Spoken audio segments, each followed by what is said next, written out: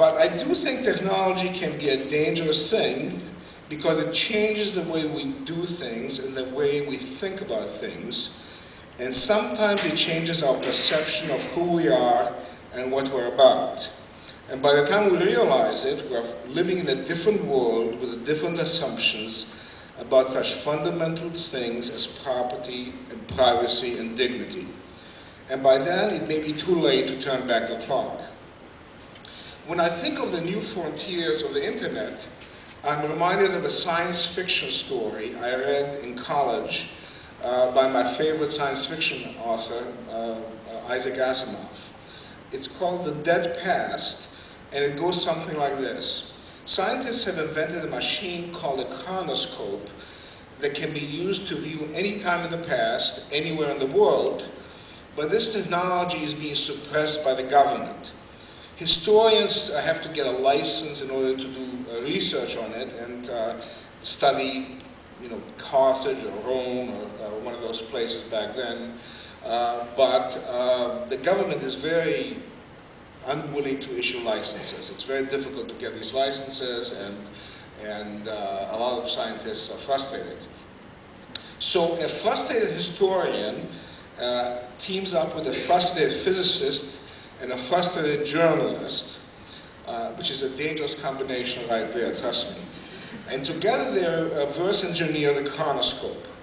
They are eventually apprehended, but by that time the journalist had sent the plans to half a dozen of his friends in the news business, and the secret is out and can never be retrieved. And there in the closing pages of the story, Asimov explains why the government had been so tight-fisted about allowing access to the chronoscope. And it says, when people think of the past, they think of it as dead, far away, gone long ago. But when does the past begin? A year ago? 5 minutes ago? 1 second ago? Isn't it obvious that the past begins just an instant ago? The dead past is just another name for the living present. What if you focus the chronoscope in the past 1/100th of a second? Aren't you watching the present? There will be no such thing as privacy. Every man his own peeping Tom, and there will be no way of getting away from the watcher. The story ends with a line that I've remembered ever since I first read it maybe 40 years ago. You have created a new world among the three of you. I congratulate you. Happy Goldfish Bowl to you, to me, to everyone. I've worried a good deal about the Goldfish Bowl over these years, and it seems pretty clear that it's getting smaller and its walls are getting more transparent.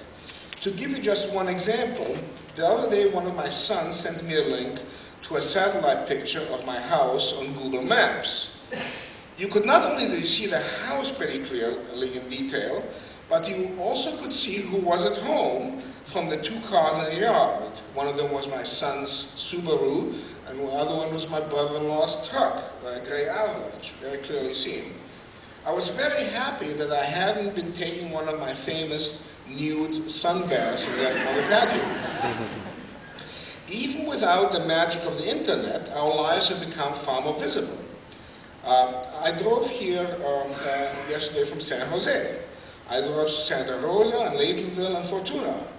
Now who knows this? Big Brother knows. Why? Because I carried my cell phone, and who doesn't carry a cell phone nowadays?